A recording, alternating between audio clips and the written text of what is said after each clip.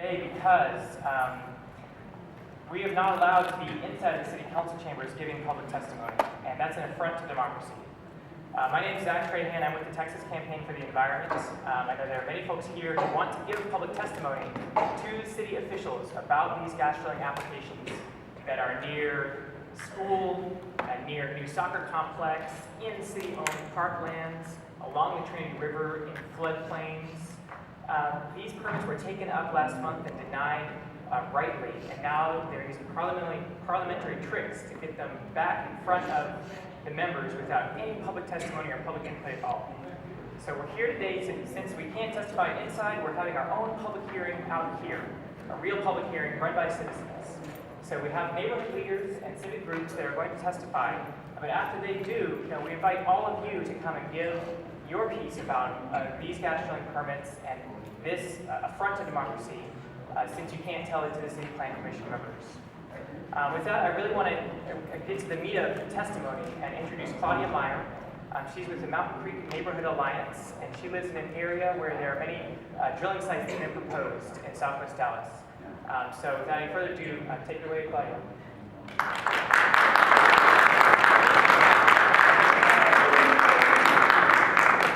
Thank you for coming out today.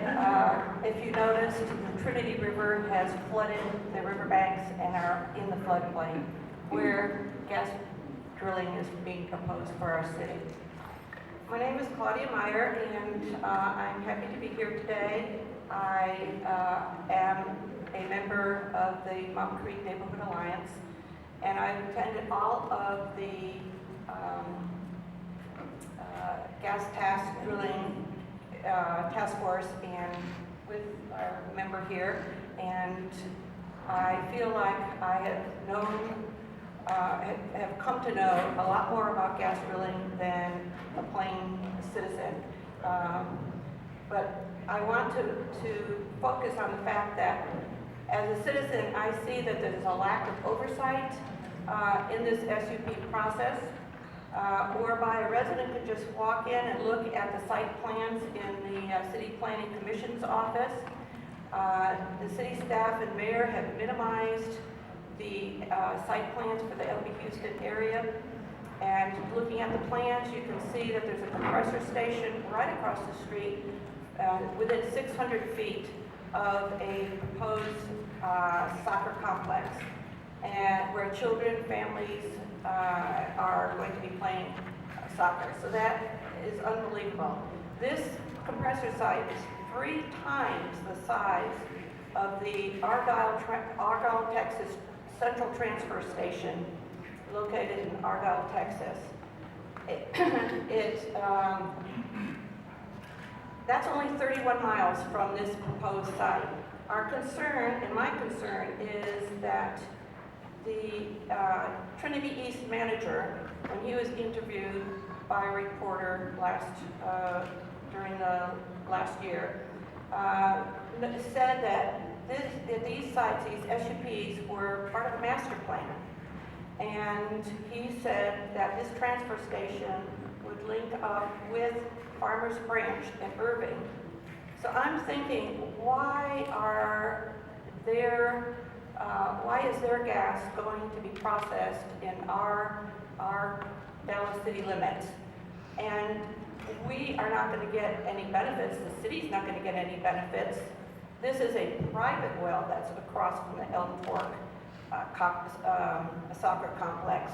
So this, to me, as a citizen, is very disturbing when the mayor just minimizes it and says that there's just a couple of wells. No, there's not a couple of wells. There are 3 pad sites with a total of 60 wells and a large compressor station. Thank you.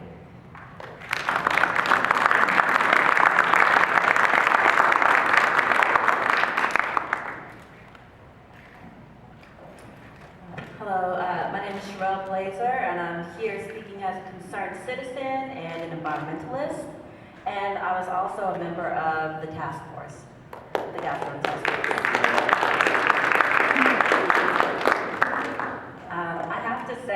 I just have to say, thank goodness the Myers came down here and looked at those plans, because it seems that no one else at the city was. I'm so glad they did that.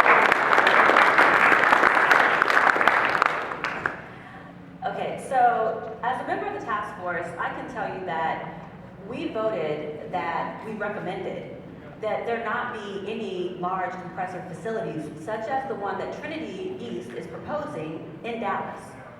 We did vote that there could be small line compressors that were necessary for whatever was going on a pad site, but not this kind of facility that Trinity East is proposing, and with good reason. The facility that Trinity East is proposing is right near soccer fields. It's adjacent to walking paths and biking paths. It's near a school. That's not a good location for a facility of this size. And all we have to do is look to our neighbors to the west to find out what it is that's in store for us here. In Argyle, there's a facility that is, some 36,000 horsepower worth of compressing happens there. This proposed one is 96,000. 9,600. This facility that's being proposed is 3 times the one in Argyle, and the compressor facility in Argyle has been giving that town the blues. Many of the neighbors have had to move away. There have been countless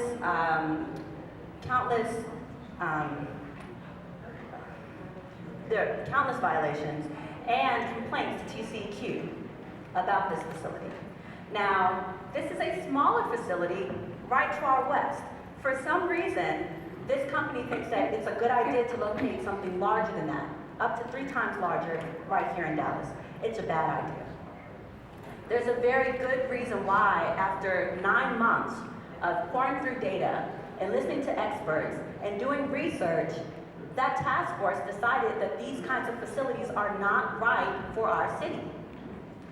Not only that, it won't be processing gas being drilled on site, being produced on site. It's going to be it has a complex of pipelines that are going to be bringing in gas from adjacent facilities and sites and areas, not even Dallas gas. There are very good reasons why the CPC should not take this up right now. All of the work that we've done as a gas drilling task force has not been approved yet. They have not taken up these recommendations as the new ordinance. It's not come into effect yet. The protections that we are trying to give to you all, to us, to the citizens, are not in effect yet. There are plenty of reasons why this should not be happening today. And I, for one, really hope that they have a conscience about this, that they have a sense of fairness about this, and that they think of all the reasons in this room and all the reasons out in those communities for why this should not go forward. Thank you.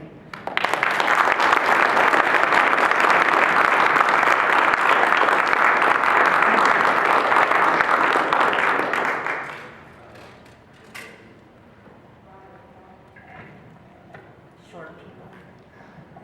I'm Jean Schobert with the North Dallas Neighborhood Alliance. We're very disappointed today that they're going to try to come back and vote again on something they've already voted against. Our concern is to continue to step and walk with our partners in other homeowner associations, because we disagree very much that they should bring it back when they voted against it. The other thing that we're concerned about is that they're going to try to put the wells in our neighborhoods and in our parks. And as we look at what goes on in our city, this is one of the areas we think they should not do. We're very disappointed that we would have to come back, and hope today we don't have to come back again. Additionally, we would like to tell everyone how concerned we are with the amount of water that it takes to do the wells.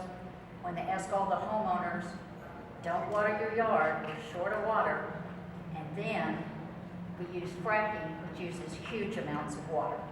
So we are concerned, we are involved, and we hope that today they make the right decision and do not bring this forward. Thank you.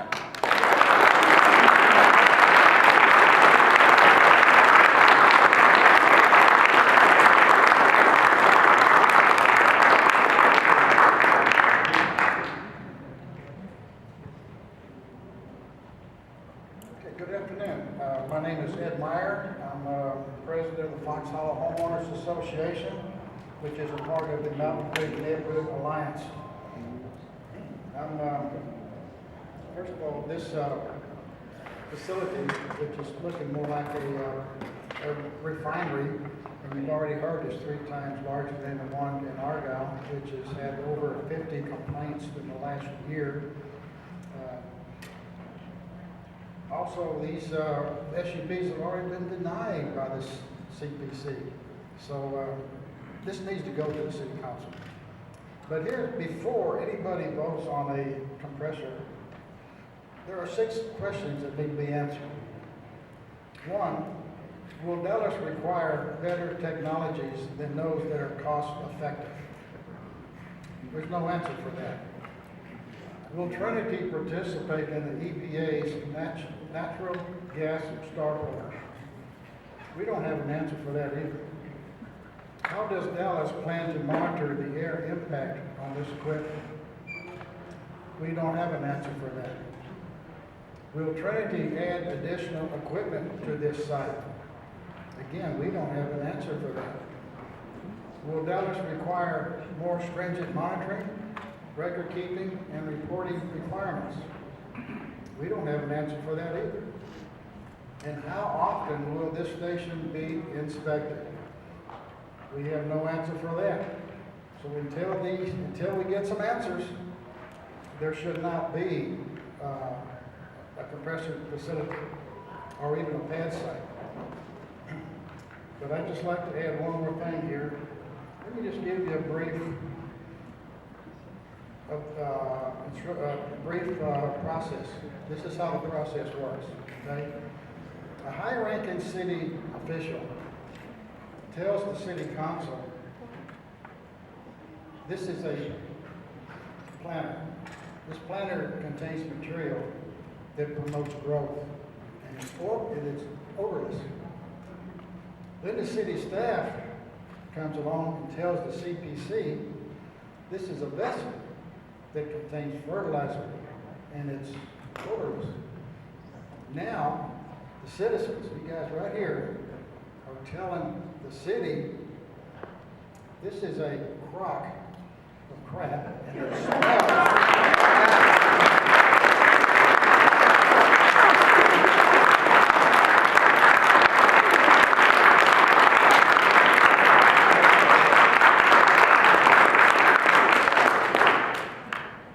Nobody told me I was going to have to follow in.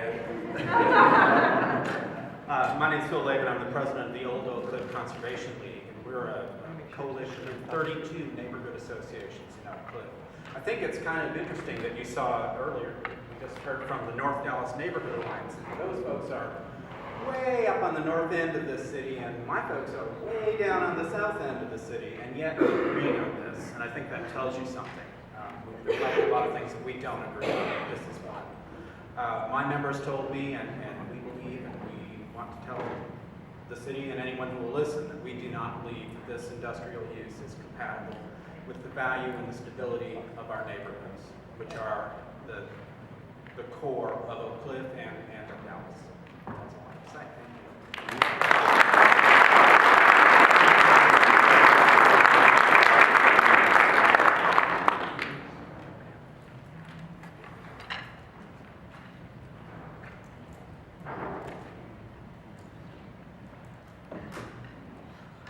So thanks very much, all of y'all, for that. That was really, really wonderful. I wish that the City Plan Commission would be able to hear testimony like that from city leaders and civic groups and folks who have been paying attention to this and working on this for years. This is the public hearing that we have. This is our only chance to speak out. Anyone who's here today that wants to come up and give their own 30 seconds, 1 minute, 2 minutes, whatever they want to say from their heart about this issue, they won't let us do it inside, so we're doing it out here. So that's why we urge you to fill out yellow comment cards. So who would like to come and give testimony?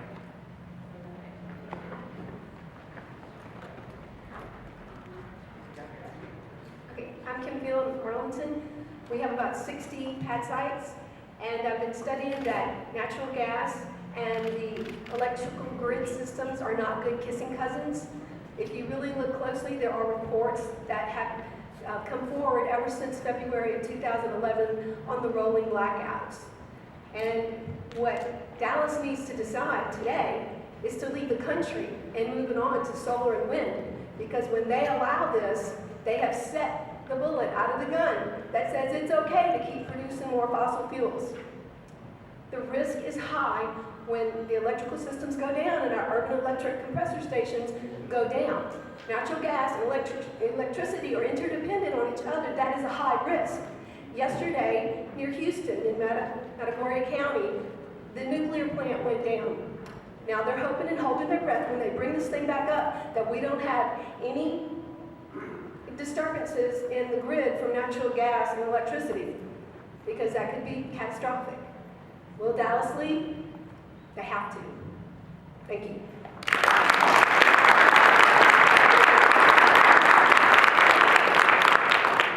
I'm Susie Bell Gosley, and I just want to bring some information to you. And if you have a pencil and paper, I will give you some information that you can pull up on the web and read. But basically, it is a study that was done out of Cornell University by a veterinarian and a biophysicist who have written and done research since 2007 on the impact of fracking on animals who live closest to the fracked wells. And what they're basically thinking is that this is the canary in the mine field. And the study is named Impacts of Gas Drilling on Human and Animal Health. And the authors are Dr. Michelle Bamberger and Dr. Robert Oswald. I urge you to look at this information as it clearly indicates, starting in Oklahoma, that the cattle and farm animals living around fracked wells have died, and there's documentation with their veterinarians, the property owners. They have done the science in the waters around the wells, and so I think you'll get the research. I want to say that one of the things that people say against reports is they ask the question, who paid for it? They are doing this on their own time. They are not being funded by an environmental group or by a corporation. I strongly urge you to look it up, because I think that you will be most informed about the dangers of fracking to our water and air. Thank you.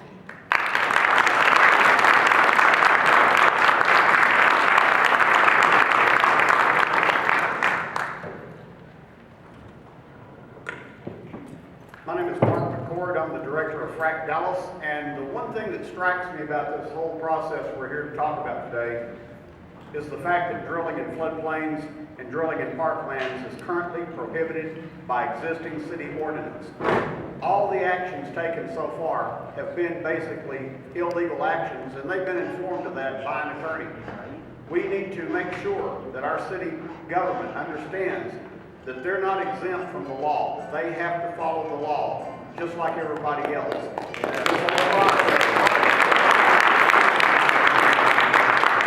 process started on the 20th with a vote to approve these SUPs, and the reason we're here today is because that failed and they're trying to get a do-over.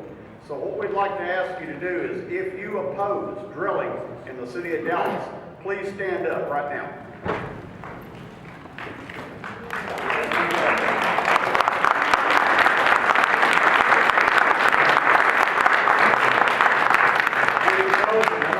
Anybody that has not yet filled out one of these yellow speaker cards, you won't get a chance to speak today, but they do show that we were here in opposition.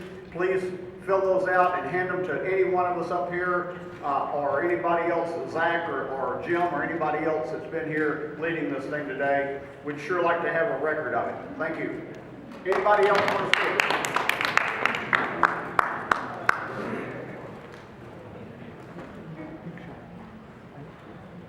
Good afternoon. I'm Gary Stewart. I'm the chair of the board of Downwinders at Risk. I'm also the environmental liaison for Occupy Dallas and Dallas Woodlawn. And really, I'm not going to say very much about the facts. I think you have the facts, you know the facts. They are easily available.